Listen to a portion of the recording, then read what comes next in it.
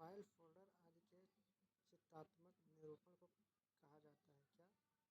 ए. Icon, B. Tool bar, C. Shortcut, D. Task bar. इसका सही उत्तर क्या होगा? इसका सही उत्तर हो सकता है, आइए देखते हैं। तो इसका हो जाएगा ऑप्शन नंबर ए, आइकन कहते हैं। क्या कहते हैं? आइकन। तो इसके बारे में जानते हैं। जब किसी सॉफ्टवेयर को इंस्टॉल किया जाता है तो उसका एक छोटा सा चित्र डेस्कटॉप पर दिखाई देने लगता है, जिसे आइकन कहते हैं। दूसरे शब्दों में, एक कंप्यूटर में फाइल, फोल्डर आदि के चित्रात्मक निरूपण को आइकन कहा जाता है। पैतृकता का निर्धारण अब किसके द्वारा संभव है? ए. डीएनए जांच, बी. इनमें से कोई नहीं, सी. रक्त जांच, डी. Brain mapping. तो इसका सही उत्तर क्या होगा? इसका हो जाएगा ऑप्शन नंबर ए, डीएनए जांच से पैतृकता निर्धारण संभव है। तो इसके बारे में जानते हैं। पैतृकता का निर्धारण अब बहुत ही आसान और कुछ कहीं अधिक विश्वसनीय हो गया है, जिसमें डीएनए अंगुली छाप प्रिंटिंग, फिंगरप्रिंटिंग के माध्यम से किसी बच्चे के जैविक माता पिता का निर्माण या निर्धारण किया जा सकता है।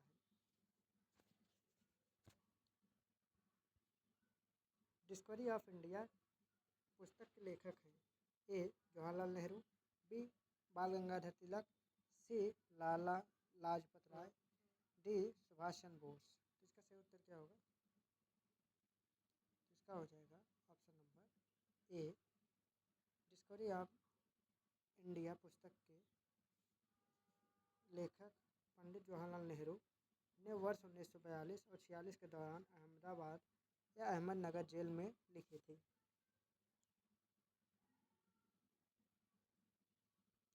निम्नलिखित में से कौन सी परिभाषा आयकर से संबंधित नहीं है? ए. Mode VAT, B. निर्धारण वर्ष, सी. सरल फॉर्म, डी. छूट। तो इसका सही उत्तर क्या होगा? तो इसका हो जाएगा option number A, mode VAT है। इसके बारे में जानते हैं। क्या होता है mod VAT? Modified value added tax आयकर से संबंधित नहीं है। मोड वैट सेल टैक्स का बदला हुआ रूप था, जिसे अब जीएसटी के रूप में जाना जाता है। निम्नलिखित में कौन बायोडीजल पौधा है? ए. जावा, बी. रोसा घास, सी. गुगुल, डी. रतन जोत। इसका सही उत्तर क्या होगा? इसका हो जाएगा ऑप्शन नंबर डी, रतन जोत। इसके बारे में जानते हैं। जेट्रोफा रतन जोत एक बायोडीजल पौधा है। मुहानों का जल, ए. बिल्कुल भी खारा नहीं होता, बी. समुद्री जल से कम खारा होता है, सी. नदी के पानी की तरह कम खारा होता है, डी. समुद्र जल से अधिक खारा होता है। तो इसका सही उत्तर क्या होगा? तो इसका हो जाएगा ऑप्शन नंबर बी, समुद्र जल से कम खारा होता है। इसके बारे में जानते हैं। मुहानों का जल समुद्री जल से कम खारा होता है, क्योंकि सभी नदियाँ किसी न किसी समुद्र से मिलती हैं। जहाँ पर नदी समुद्र से मिलती है, उस जगह खारे और मीठे पानी मिलते हैं, जिससे उस मुहाने के जल की लवणता समुद्री जल लवणता की अपेक्षा कम होता है। हमारे राष्ट्रीय चिन्ह के नीचे आदर्श वाक्य क्या है? ए. सत्यमेव जयते, बी. जय हिंद, सी. सत्यम शिवम सुंदरम, डी. सत्यम शिवम। इसका सही उत्तर क्या होगा? इसका हो जाएगा ऑप्शन नंबर ए, सत्यमेव जयते है। इसके बारे में जानते हैं हम। भारत का राष्ट्रीय चिन्ह सारनाथ स्थित अशोक के स्तंभ के शीर्ष भाग की अनुकृति है। भारत सरकार ने इस चिन्ह को 26 जनवरी 1950 को अपनाया। राष्ट्रीय चिन्ह के नीचे देवनागरी में सत्यमेव जयते लिखा गया है, जो मुंडकोपनिषद से लिया गया है। इस चिन्ह का प्रयोग शासकीय कार्यों में किया जाता है। ग्रामीण बैंक के संस्थापक कौन थे? ए. Mahbub ul Haq, B. Mohammad Yunus, C. Netra Singh, D. Amartya Sen. इसका सही उत्तर क्या होगा? इसका हो जाएगा option number B, Mahmud Yunus है, ग्रामीण बैंक के संस्थापक। और इनके बारे में आइए जानते हैं।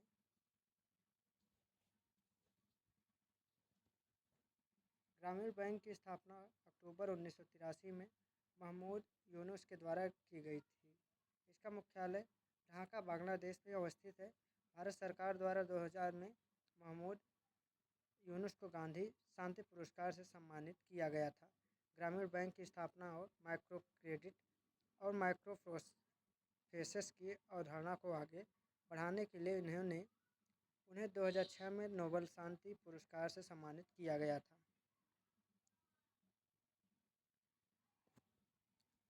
एटीएम मशीन से पैसा निकालते समय या निकालने वालों पर इलेक्ट्रॉनिक निगरानी किस चीज़ से रखी जाती है? ए. उक्त में से कोई नहीं। B. Television TV. C. Closed circuit TV CCTV. D. Webcam. तो इसका सही उत्तर क्या होगा? तो जानते हैं। इसका हो जाएगा ऑप्शन नंबर सी। इसके बारे में जानते हैं।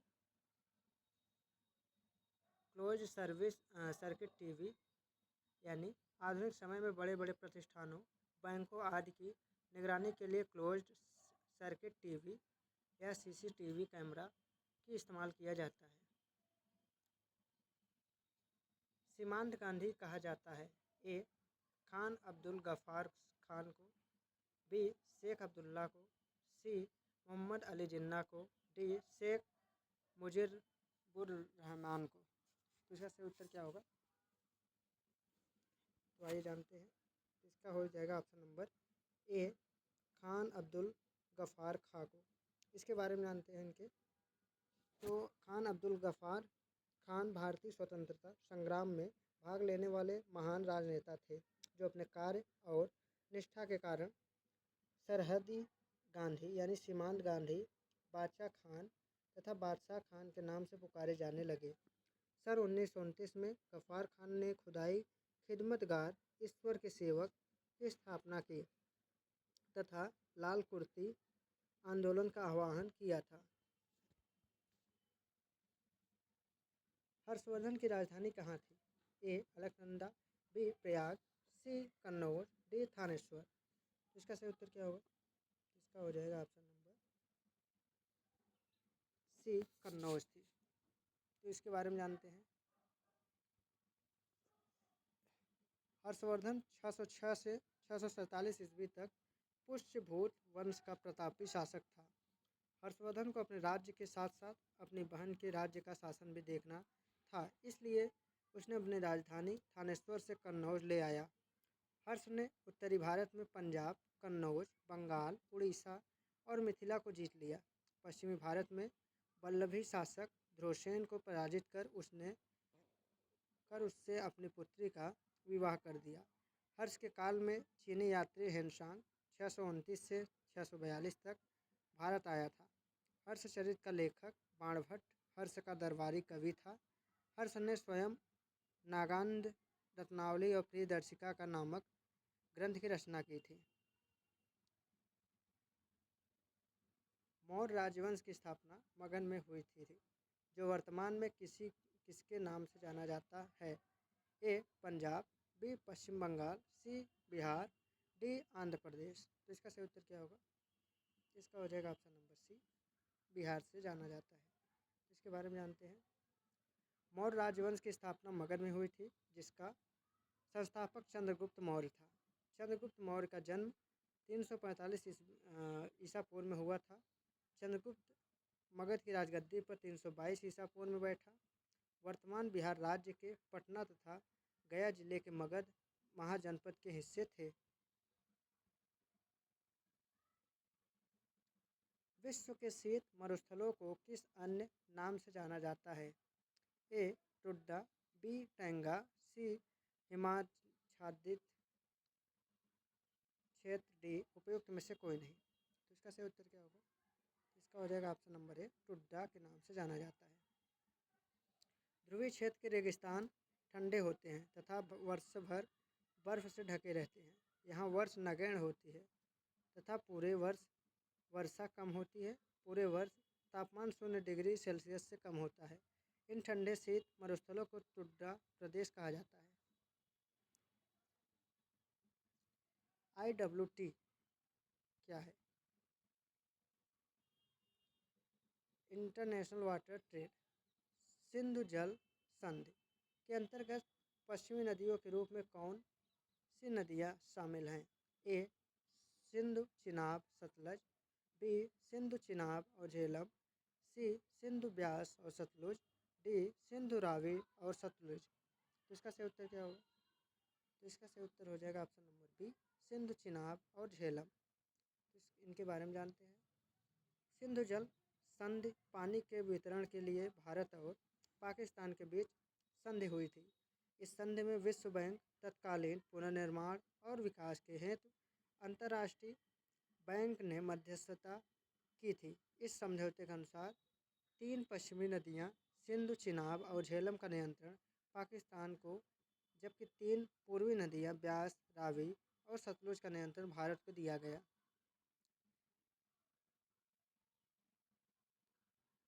भारत और चीन तिब्बत के बीच कौन सी सीमा रेखा स्थित है? ए मैकमोहन रेखा, यही हो जाएगा। इसके बारे में जानते हैं। मैकमोहन रेखा उत्तर पूर्व में भारत चीन सीमा का विभाजन करती है। सन 1914 में शिमला में हुए ब्रिटिश भारत, चीन और तिब्बत के प्रतिनिधियों के सम्मेलन में यह सीमा रेखा निर्धारित करके औपचारिक रूप से सीमा विभाजन किया गया था। यह सीमा रेखा भारत में विदेश सचिव रहे हेनरी मैकमोहन ने मानचित्र पर लाल पेंसिल से एक रेखा खींचकर सीमा विभाजन किया था।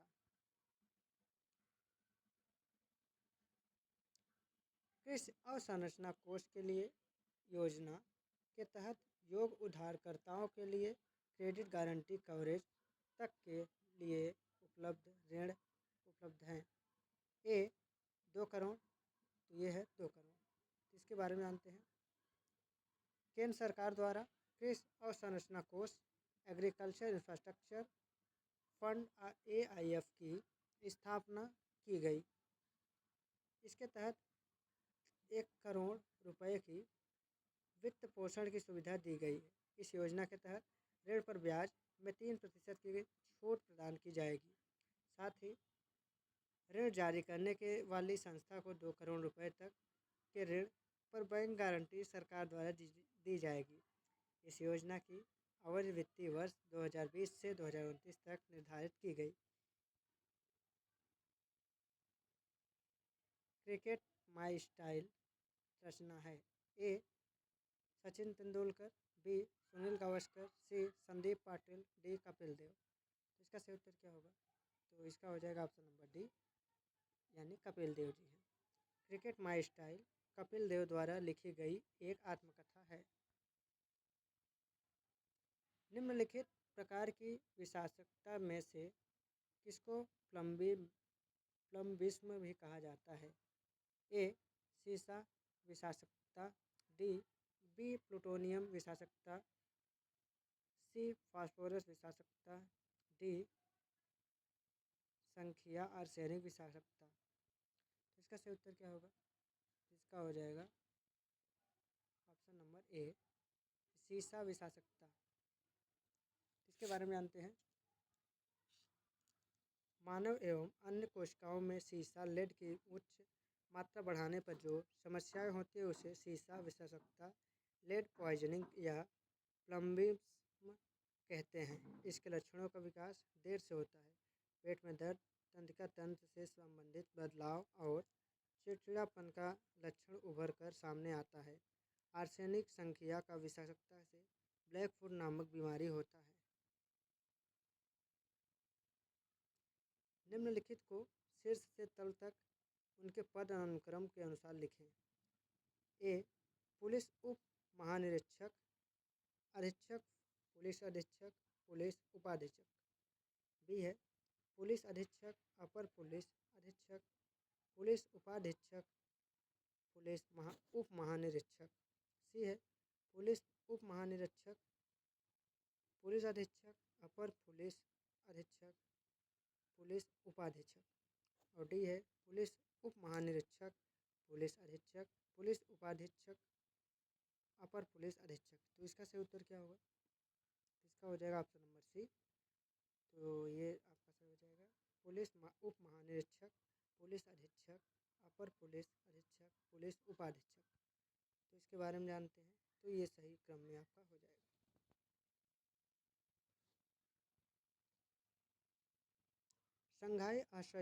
शंघाई सहयोग संगठन की पहली बैठक कहाँ आयोजित की गई थी?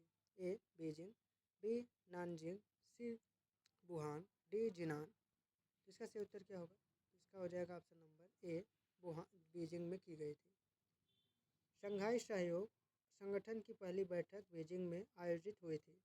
शंघाई सहयोग संगठन यूरेशिया राजनीतिक, आर्थिक और सैनिक संगठन है। इसकी स्थापना 2001 में शंघाई में चीन में कजाकिस्तान, किर्गिस्तान, रूस, तजाकिस्तान और उज्बेकिस्तान के नेताओं ने मिलकर की। इसका मुख्यालय बीजिंग, चीन में उपस्थित है।